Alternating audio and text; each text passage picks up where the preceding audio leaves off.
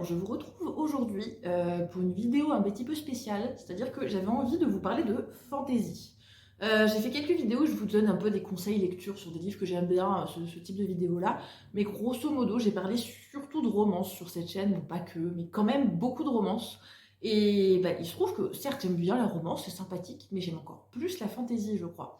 J'aime pas mal la romantasy aussi, pas tout en romantasy, mais j'aime bien ce genre-là. Mais enfin voilà. Et bref, tout ça pour dire que bah, j'ai envie de vous parler un petit peu de fantasy, parce qu'il y a quand même de très bons bouquins là-dedans. Que, écoutez, c'est pas vraiment un top 5. Alors, enfin, c'est plus une vidéo, juste il y a 5 livres, j'avais envie de vous les présenter, donc bah, je vais vous les présenter, et voilà. Prenez ça un peu comme un conseil lecture, si je peux dire. Si vous les avez lus, surtout n'hésitez pas à me donner votre avis sur ces livres, ça m'intéresse. Et j'espère que la luminosité sera pas trop mauvaise. Ça a l'air de passer à l'écran, c'est-à-dire qu'il est un peu tard. J'ai pas trop eu le temps de filmer avant aujourd'hui. Du coup, bah, forcément, tard chez moi, ça veut dire bruit de circulation de ouf parce que les gens rentrent du travail et pas trop de lumière. Que je suis navrée d'avance, je vais essayer de corriger ça comme je peux au montage. J'espère que ça passera quand même bien. Mais donc voilà, si ça vous intéresse un petit peu de voir ces 5 livres slash saga, on va dire, de fantasy que moi j'aime bien, bah, j'avais qu'à rester, c'est pour tout de suite. Alors, en tout premier, j'avais envie de vous parler d'une de mes sagas de fantasy préférées. J'aime trop cette saga et pour moi, c'est vraiment si je dois conseiller un livre à quelqu'un, en général, c'est ce livre qui ressort parce qu'il est trop bien. C'est la saga que vous voyez à l'envers, certes, mais juste ici. Donc bon, je vous mets le livre juste là, c'est la saga de la passe miroir. La saga de la passe miroir, pour moi, c'est un peu un classique. C'est-à-dire que je trouve que ça peut passer pour tellement de gens que c'est un peu le conseil facile pour moi, vous voyez. Je m'explique. Pour vous expliquer grosso modo l'histoire, même si c'est beaucoup plus compliqué que ce que je vais vous expliquer, je vais essayer de pas m'en mêler les pinceaux d'ailleurs. En gros, on suit Ophélie. Ça me fait beaucoup rire parce qu'elle s'appelle comme moi et que du coup, je vous assure que lire un livre où la protagoniste a le même prénom que vous, c'est spécial. Au moins, vous vous sentez concerné par ce qui se passe. Voilà. Mais c'est spécial quand même. Hein. Donc, bref. On suit Ophélie. Ophélie, c'est une habitante de Anima. Anima, c'est un petit îlot de terre qui flotte dans l'univers, voyez-vous. Il se trouve que dans cet univers-là, il y a plein de petits îlots qui flottent les uns autour des autres et que chacun de ces îlots a une population un peu spécifique, si je peux dire, c'est-à-dire que c'est un monde dans lequel il y a des dieux. Ces dieux ont eu des enfants qui ont eu des enfants qui ont eu des enfants, etc., etc., etc. Et ces enfants ont peuplé les îlots en question dont je vous parle. Et donc, de ce fait, étant donné que c'est tous des enfants de cette divinité-là, ils ont tous des capacités et des pouvoirs magiques en fonction de la divinité qui sont leurs parents. Et donc, nous sommes sur Anima. À la base, Anima, le pouvoir des gens, grosso modo, c'est d'animer les objets. Ça s'exprime de plein de manières différentes. Par exemple, Ophélie, son pouvoir, c'est d'être une liseuse, c'est-à-dire qu'elle a la capacité, quand elle touche un objet, de connaître son passé, si je peux dire. C'est un peu plus compliqué que ça, mais voilà. Mais il y a plein d'autres pouvoirs. Par exemple, la tante de Ophélie, son pouvoir, c'est de réparer le papier, spécifiquement. C'est-à-dire qu'elle a une très grande affinité avec le papier et que, par exemple, un livre abîmé, elle est capable de le réparer tout de suite. Je pense que c'est le pouvoir dont nous rêvons toutes, d'accord. Ça a l'air trop pratique. Sauf que, donc, Ophélie, elle est un peu spéciale. C'est-à-dire que, certes, elle a son pouvoir lié à Anima, mais pas que. Elle a un autre pouvoir qui n'a rien à voir. C'est une passe-miroir. Les passe-miroirs, c'est des gens très rares qui ont la capacité de passer à travers des miroirs et en fait ils se téléportent si vous voulez, c'est-à-dire que ils peuvent se téléporter un peu n'importe où il y a un autre miroir, il me semble quand même, ça fait longtemps que je les ai vus, hein, mais il me semble quand même que c'est dans un espace un peu défini, genre elle peut pas s'amuser à aller à l'autre bout de l'univers non plus, c'est un peu loin quoi, mais enfin dans l'idée elle peut se téléporter d'un endroit à l'autre, c'est quand même pratique quoi. Et donc Ophélie, pour essayer de faire simple, elle va être mariée, elle va devoir se marier, enfin elle est promise en mariage plutôt si je peux dire, à un habitant du pôle. Le pôle, c'est donc un autre petit îlot qui est très très loin de Anima, où les gens ont très mauvaise réputation. C'est-à-dire que pour Anima, les gens du pôle, c'est un peu des sauvages, vous voyez, genre c'est des fous furieux qui se massacrent les uns les autres. Et donc elle est promise à quelqu'un là-bas, elle n'a pas du tout le choix, parce que de base, elle n'a pas du tout envie de se marier, hein, qu'on s'entende, ni de quitter Anima, mais bon, on lui demande pas trop son avis, et du coup, la voilà partie pour le pôle, pour découvrir cette population qu'elle ne connaît pas du tout, elle connaît pas du tout les coutumes, enfin vraiment c'est totalement nouveau pour elle, et elle va devoir s'adapter, voilà. Et c'est quelqu'un qui, disons, a pas forcément des facultés à s'adapter très facilement, donc il va se passer plein de choses, plein de dingueries. Je ne veux pas vous en parler plus parce que vraiment c'est un univers qu'il faut découvrir soi-même, je pense. Mais juste, ce qui fait que moi j'adore cet univers à ce point, c'est que c'est vraiment un univers de fantasy très complexe. On sent que vraiment l'autrice a réfléchi vraiment de ouf sur son univers. Il y a tout un tas de conflits politiques qui sont expliqués d'une manière qui est bien faite, je trouve, qui amène vraiment quelque chose à l'histoire. Il y a tout un tas de pouvoirs différents, de peuples différents qui ont totalement leur fonctionnement à eux, toute une histoire de divinité aussi qui est quand même expliquée, tout ça. Quasiment tous les gens que j'ai lus qui aiment, en tout cas. Beaucoup. La plupart des gens aiment la place miroir quand même, faut dire des choses. Quelques gens n'aiment pas, certes. Mais il y a beaucoup de gens qui aiment. La plupart des gens adorent jusqu'au tome 3. Mais il y a beaucoup de gens qui ont dit que le tome 4, ils le trouvaient quand même un peu farfelu, compliqué et prise de tête. Parce que c'est là où arrivent toutes les explications qui ont du sens. Je tiens à vous le dire. Les explications de tout le schmilblick, ça a du sens. C'est vrai que c'est un peu compliqué. Parce que ça part sur beaucoup de choses et tout à prendre en compte. Moi personnellement, je vous avoue que j'ai beaucoup aimé le tome 4, même si effectivement, c'est un peu le même délire que genre, j'allais dire que quand vous regardez Matrix, pas du tout, hein. C'est des univers qui n'ont rien à voir, mais dans la complexité du truc, il faut s'accrocher un peu pour comprendre certains trucs, mais moi j'aime quand un univers est très logique et se tient sur un fil où ça a du sens, et là ça a du sens. Du coup, je trouve que moi personnellement, j'aime bien la fin. Même si bon, ça finit sur un truc un peu... Je comprends que ça ait énervé les gens. C'est une fin un peu ouverte, si je peux dire, à la fin de la passe miroir, donc c'est... qui tout double, mais moi je trouve que c'est bien fait. Mais bon, bref, je pense quand même que malgré tout, malgré ce tome 4 qui peut-être ne va pas plaire à tout le monde, l'univers est tellement bien que je ne peux que vous conseiller d'y jeter un coup d'œil si vous l'avez pas encore lu, parce que vraiment, c'est le genre de livre, j'aime trop dire ça, mais c'est vrai, c'est le genre de livre que j'aimerais relire en ayant oublié l'histoire juste pour redécouvrir, parce que franchement, ça vaut trop le coup. Voilà, la peste miroir, c'est trop bien. Ensuite, on va parler d'un univers que j'aime beaucoup aussi. Bon, quand même moins, je vais pas vous mentir, que la passe miroir. C'était pas un coup de cœur total absolu. Disons que c'était un léger coup de cœur pour le tome 2, mais voilà. Je trouve quand même que c'est un univers super intéressant, super bien, mais disons que c'est beaucoup moins complexe que genre la passe miroir, et moi j'aime bien les univers un peu prises de tête, vous voyez, où il y a beaucoup de trucs à comprendre et tout. Mais là, c'est pas du tout le délire. Donc j'essaye d'en mettre pour un peu tous les goûts, vous voyez. Que là, je suis en train de vous parler de Fable.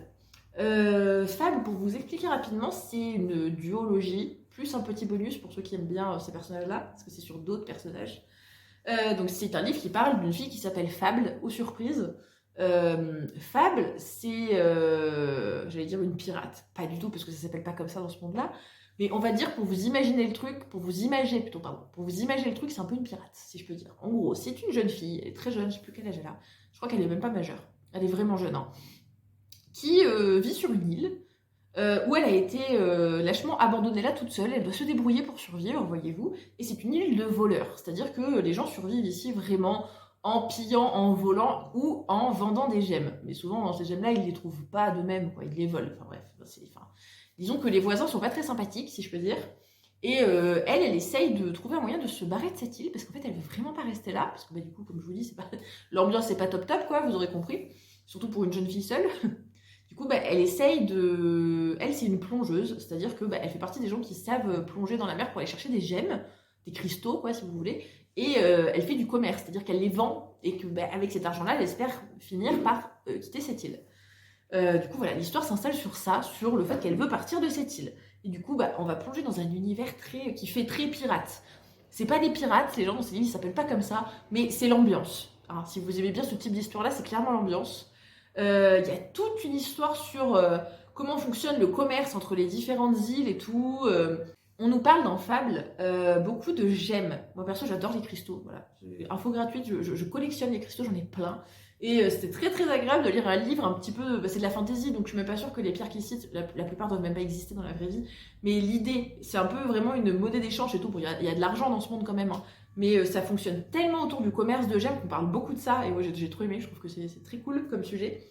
Et du coup, il y a tout un tas d'intrigues sur ça, donc c'est pour ça c'est de la fantasy dans le sens où on est dans un monde totalement inventé, bah, type un peu monde de pirates, tout ça. Il y a quand même un petit peu un côté magie aussi, léger, mais il y a quand même un peu un côté magie.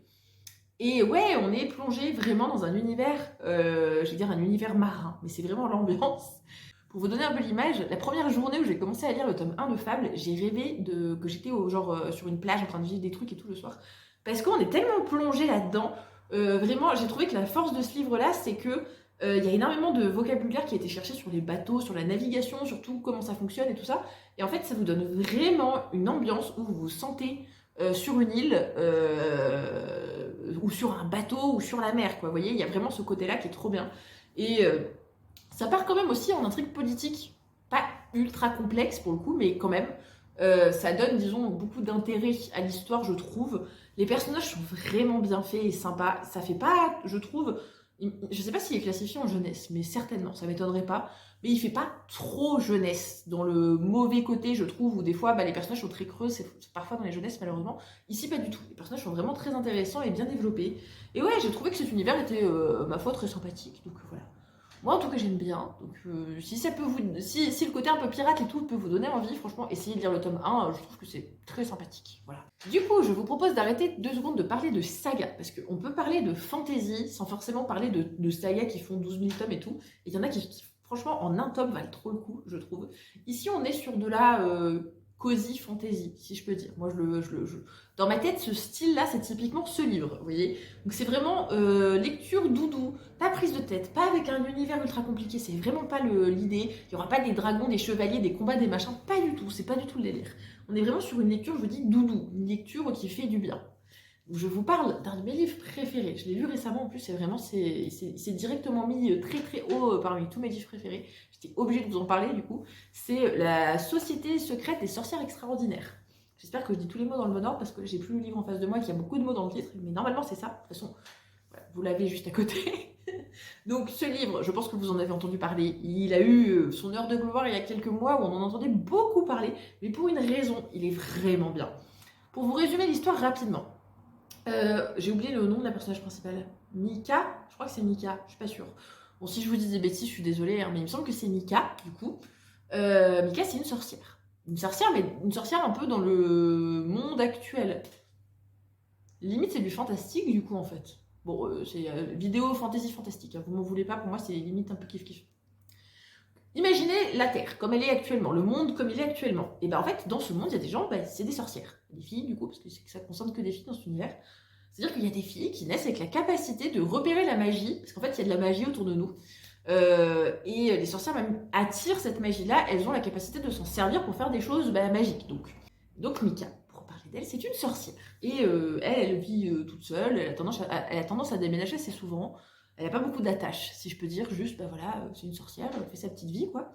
Et un jour, elle se décide à se lancer sur les réseaux sociaux et faire des vidéos où elle montre de la magie, en sachant qu'il y a des règles chez les sorcières, et entre autres, une des règles les plus importantes, c'est les humains ne doivent absolument pas savoir que les sorcières existent, tout simplement parce que toutes les fois où c'est arrivé dans le passé, elles ont toutes fini par se faire tuer d'une manière ou d'une autre, parce que souvent ça plaît moyen, et si elles se font pas tuer, les gens veulent juste profiter d'elles, donc c'est pas une bonne idée, il faut pas que les gens ils sachent que la magie elle existe, vous voyez. Du coup, bon, Michael se décide de faire ça, ça plaît moyennement à sa société, parce que du coup elle connaît d'autres sorcières quand même, vous voyez. Ça plaît moyennement l'idée, parce que particulièrement celle qui dirige le groupe trouve que c'est un peu une idée pourrie, parce que les gens ils vont peut-être se rendre compte que potentiellement c'est une sorcière qu'elle leur montre de la magie. Mais elle part du principe que avec internet, les gens ils vont juste penser que c'est du montage, quoi, c'est des effets spéciaux qui ont été rajoutés et tout ça, qui vont jamais croire que c'est une vraie sorcière, enfin voilà. Et en fait, il se trouve que parce qu'elle fait ces vidéos-là, elle va finir par recevoir un message de quelqu'un d'un peu particulier, parce qu'en fait, c'est plusieurs quelqu'un même. C'est-à-dire que c'est les habitants d'une maison qui vont la contacter parce qu'ils ont besoin d'elle, parce qu'il se trouve que eux, ils ont compris que c'était vraiment une sorcière et qu'ils ont besoin spécifiquement de l'aide d'une sorcière pour quelque chose. Et du coup, ils vont lui proposer un travail, en fait, en tant que sorcière. Donc, de venir voir chez eux ce qui se passe, pourquoi ils ont besoin d'elle, et donc de travailler pour eux. Que voilà, dans l'idée. Alors, je sais pas si ça vous vend du rêve sur le papier. Moi, je trouvais que l'idée était mignonne et que ça avait l'air chou quand même. Mais en vrai, c'est développé d'une manière qui est trop, trop bien. La plume est tellement agréable de ce livre, vous avez pas idée. Et ouais, c'est un one-shot, hein, c'est un livre, à la fin du livre, c'est fini, quoi. Mais je trouve qu'on aborde quand même des thématiques qui sont très intéressantes sur l'amour, sur la solitude, sur plein de sujets comme ça et tout. Et ouais, comme je vous dis, c'est un univers qui est pas très compliqué. C'est-à-dire que la magie n'est pas compliquée à comprendre du tout dans cet univers-là. Il n'y a pas besoin de comprendre tout un tas de familles, de trucs de politique, ou je sais pas, ou de créatures et tout. Pas du tout, c'est pas du tout le but. Mais juste, c'est une lecture qui, voilà, vous finissez ce livre, vous vous dites genre, oh, c'était chou, puis ça fait du bien. Voilà. Donc je ne peux que vous recommander ce livre si vous aimez un peu ce genre-là de fantasy. C'est différent vraiment des deux premiers que je vous ai présentés, mais je trouve que c'est différent, mais que ça vaut vraiment la peine d'être lu aussi.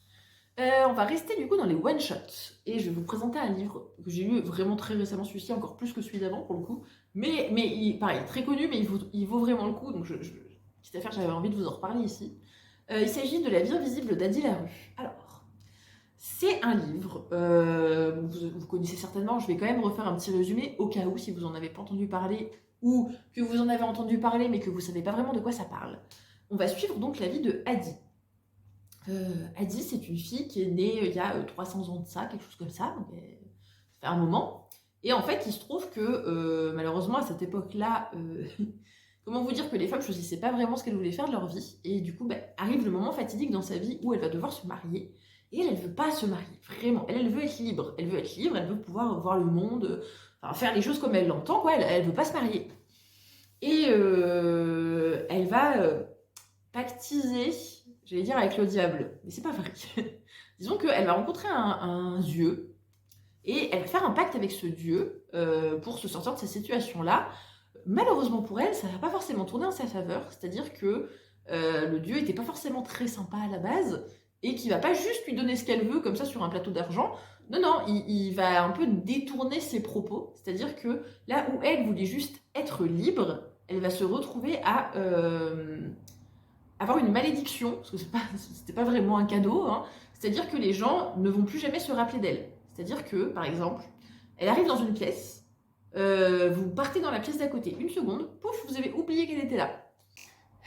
Désolé, le cadre a dû bouger, problème de batterie. J'espère qu'on va réussir à finir cette vidéo avant qu'il fasse nuit, parce que là vous devez voir la luminosité qui change au fur et à mesure, ça devient de plus en plus jaune, désolé. Bref, je me suis perdue du coup, j'en étais dans Adi moi. Je vous ai dit qu'elle avait une malédiction, du coup, que plus personne ne se rappelait d'elle, tout ça, voilà. Bon, bref, je pense que j'ai pas besoin de vous en dire bien plus. Elle va... Ah oui, si, pardon, j'oublie un petit détail, parce que non seulement les gens se rappellent pas d'elle, mais en plus elle peut plus mourir. Du coup, elle va vivre comme ça, à travers les âges, un peu comme un fantôme, d'une certaine manière, si vous voulez, où plus personne ne se rappelle d'elle, et où, en fait, elle a plus d'emprise sur la matière, quoi, si vous voulez. Et du coup, on se retrouve dans un livre qui va en même temps parler du passé de Adi, donc on va avoir beaucoup de flashbacks, beaucoup de choses où on nous raconte comment c'est arrivé, qu'est-ce qui s'est passé, pourquoi elle en est arrivée à faire ce pacte, tout ça, comment c'était la vie au début du pacte, enfin il y a 300 ans de ça, quoi. Et c'est entrecoupé de scènes du présent, c'est-à-dire, enfin du présent, pour le livre c'est le présent, quoi, vous m'avez compris, ça se passe en 2014, je crois. Et en fait, elle fait sa petite vie à New York, elle a 300 ans, et elle continue sa petite vie, toujours avec sa malédiction, quoi. Et tout, entre guillemets, si, c'est marqué dans le résumé, donc j'ai le droit de vous le dire. Elle fait sa petite vie jusqu'à ce qu'elle se retrouve face à quelqu'un qui va se rappeler d'elle. C'est le point déclencheur de pourquoi on est dans ce présent-là, en fait. L'élément déclencheur, plutôt, pardon. Bref. Ce livre est vachement bien pour plein de raisons. Mais la raison principale qui fait que je trouve que ce livre est vachement bien, c'est la plume et le style. C'est-à-dire qu'on est sur un livre très poétique, très mélancolique. C'est pas joyeux, hein, je préfère vous prévenir. Si vous voulez du good mood, lisez celui d'avant, pas celui-là. On est vraiment sur... Ouais, enfin, j'ai trouvé que c'était vraiment un livre qui était très poétique, c'est très joli. Limite, il y a des scènes... Comment dire, il n'y a pas beaucoup d'action dans ce livre. Il faut que vous vous apprêtiez vraiment à lire un livre qui est très contemplatif. C'est-à-dire que c'est une brique, il y a plus de 600 pages, et il y a des scènes qui sont pas là pour rajouter, comment dire, pour que vous compreniez des choses dans l'univers et tout ça. Elles sont là plutôt pour faire joli. Je sais pas comment mieux l'expliquer, mais vraiment j'ai trouvé que c'était... En fait, je connais pas d'autre livre qui est comme celui-ci.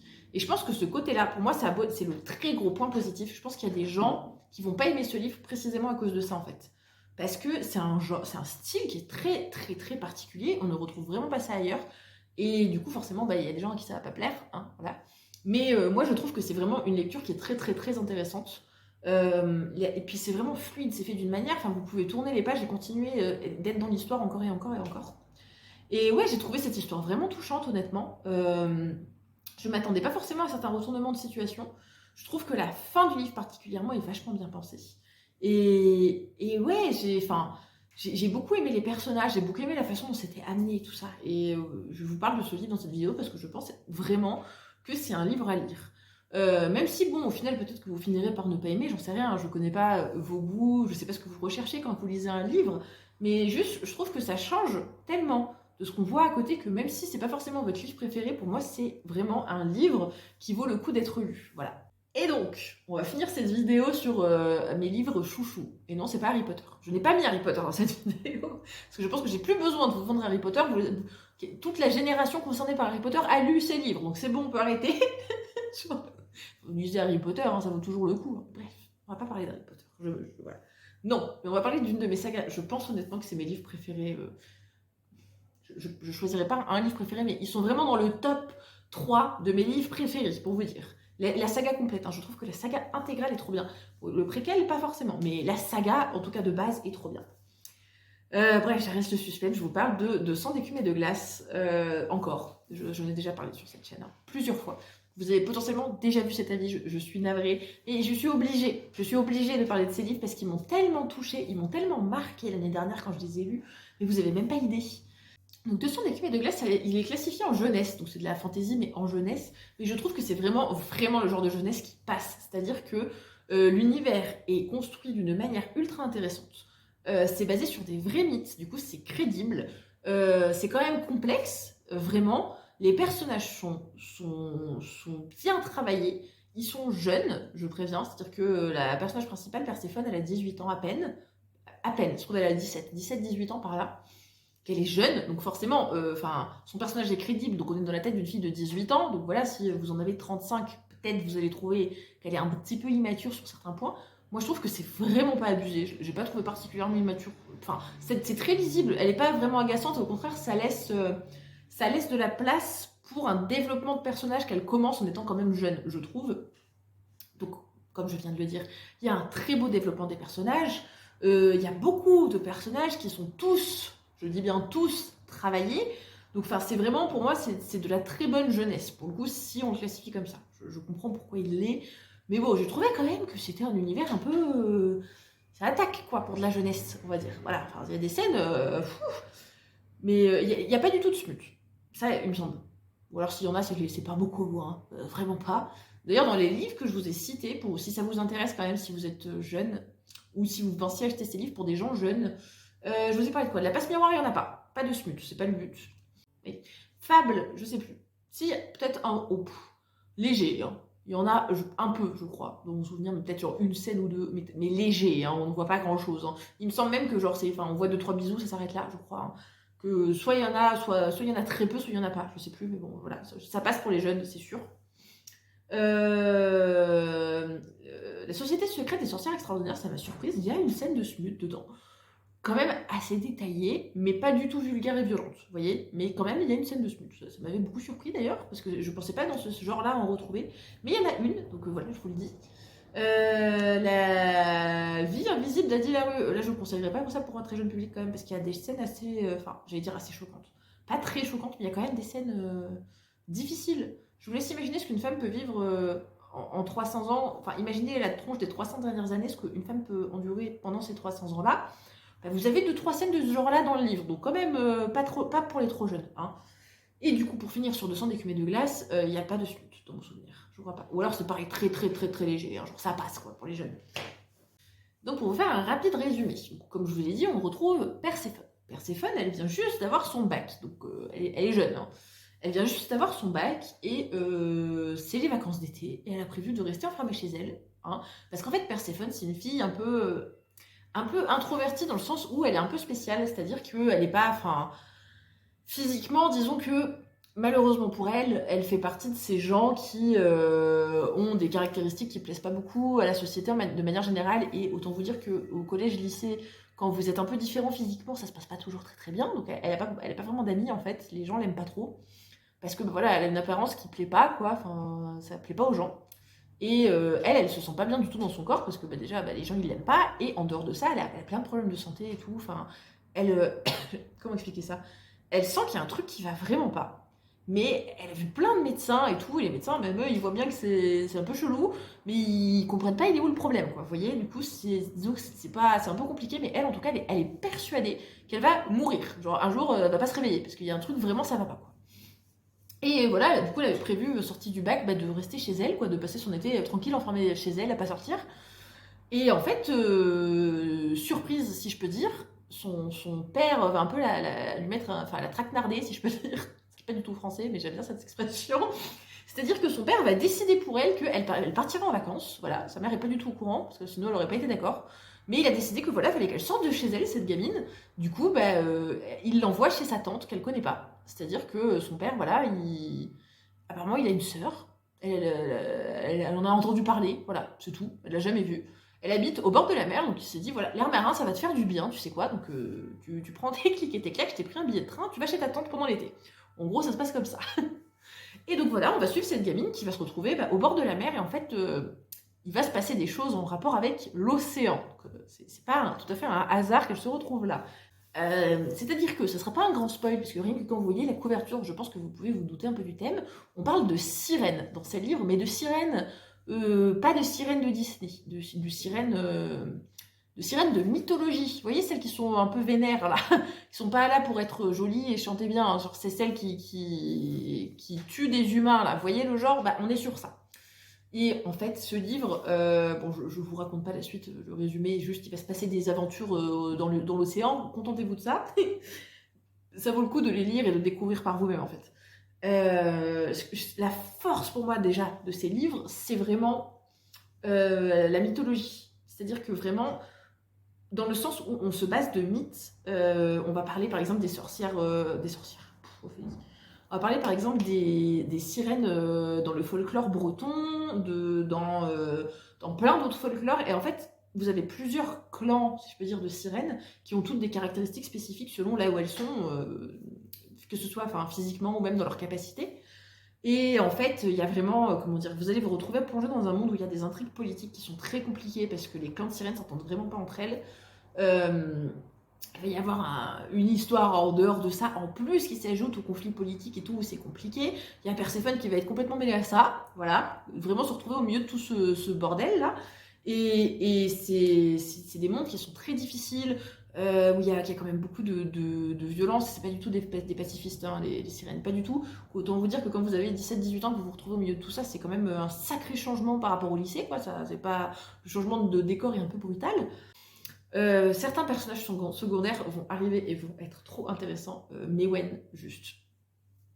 Si un jour vous lisez ce livre, venez me parler de Mewen. C'est mon personnage préféré dans ce livre, il est trop bien, d'accord. Les relations entre les personnages aussi vont se développer de manière très très très intéressante. Enfin bref, on va apprendre plein de choses. Franchement, ces 3 tomes qui sont ultra bien remplis, j'ai trouvé que c'était des livres mais passionnants. Je me suis pas ennuyée une seule seconde quand je les ai lus. J'ai pleuré quand je les ai lus, j'ai ressenti plein de trucs. Il y a eu des moments, c'était trop mignon, c'était trop joyeux, c'était trop violent, enfin tout ce que vous voulez. Tout est mis dans ces 3 livres. Je trouve vraiment que ces livres, ils sont géniaux. J'ai déjà eu des critiques de gens qui n'aimaient pas trop. Encore une fois, moi je comprends pas, mais bon, on peut pas tous avoir les mêmes goûts, donc je sais pas si ça va nécessairement vous plaire. Moi je trouve que c'est des livres qui sont en tout cas très bons. Ce sera peut-être pas votre genre de lecture, mais disons que dans ce style-là, c'est très bien fait. Voilà, si vous avez l'habitude de lire de la jeunesse, si vous avez l'habitude de lire des jeunettes un peu moins jeunesse, un peu plus... vous savez, il faudrait un entre-deux. Parce que souvent, la jeunesse, je trouve que ça a tendance à être plutôt pour les gens aux alentours de 15 ans. Pour moi, c'est un peu trop jeunesse. Mais en même temps, la littérature, particulièrement la fantaisie pour adultes, des fois, c'est sacrément violent. Des fois, vous avez vraiment du smut de ouf. Des fois, vous avez... Enfin, c'est très dur. Enfin, il y a des scènes qui sont en tout cas très dures. Et je trouve qu'un entre-deux, ces 2 trucs-là, ça pourrait être sympa, vous voyez. Enfin... du young adulte quoi, mais du young adulte pas trop young. Genre, je sais pas si vous arriverez à suivre l'idée. Mais pour moi, 200 d'écume de glace, c'est un peu cet entre-deux qui est pas mal. Enfin bref, je trouve que c'est très bien fait. Je vous le recommande encore, je le recommanderai toujours, d'accord. J'ai beaucoup aimé ces livres, donc voilà, je sais pas ce que vous en penserez forcément, mais moi j'aime bien. Donc, voilà, je vous recommande de les lire. Et ben du coup, voilà pour cette vidéo donc de 5 recommandations de fantasy comme ça, parce que j'avais envie de vous parler de fantasy. N'hésitez pas à me dire si vous les avez lus, déjà, ça m'intéresse, parce que j'aimerais bien avoir vos avis, si vous les avez lus. Parce que pour moi, c'est vraiment des bons bouquins, quoi, vous voyez. Donc je voudrais savoir si ça plaît aussi à d'autres gens ou pas du tout. Enfin, d'ailleurs, si vous aimez pas, n'hésitez pas à venir me le dire, qu'on en discute de pourquoi vous aimez pas. Je trouve ça aussi très intéressant, donc enfin voilà. Mais bref, je sais plus si je vous ai dit merci déjà. Bon, au cas où, vaut mieux 2 fois qu'une. Merci d'avoir regardé cette vidéo. Si mon contenu vous plaît, n'hésitez pas à vous abonner. Moi, ça me fait trop plaisir de voir que petit à petit, les gens s'abonnent, qui regardent souvent et tout ça, qui viennent me faire des retours. Enfin bref, je le dis maintenant quasiment dans toutes les vidéos, mais en même temps, ça me fait vraiment plaisir, pour de vrai. Hein. Que voilà, si jamais mon contenu YouTube ne vous suffit pas, que vous voulez me voir plus, n'hésitez pas à venir sur Instagram, le lien est en description. Oui, je vous vends mon contenu là, c'est le moment, voilà. Voilà, n'hésitez pas à venir sur Instagram, je publie beaucoup plus souvent. Je publie des posts 4 fois par semaine sur Instagram, mais je publie aussi pas mal de stories où je vous montre un peu voilà, des trucs plus de ma vie de tous les jours, quoi. Si ça vous intéresse, je vous en prie, venez voir sur Instagram. Hein. Et puis voilà, je pense que ça va être bon pour cette vidéo. Que, bref, il va faire quasiment nuit, donc je vais vous laisser. Hein. Là, il y a les chats qui me regardent en mode ça va être l'heure de la pâtée, il va falloir te ramener. J'aurais pas dû dire ce mot. Que bref, moi je vous souhaite une très bonne soirée, et puis je vous dis à bientôt pour une prochaine vidéo.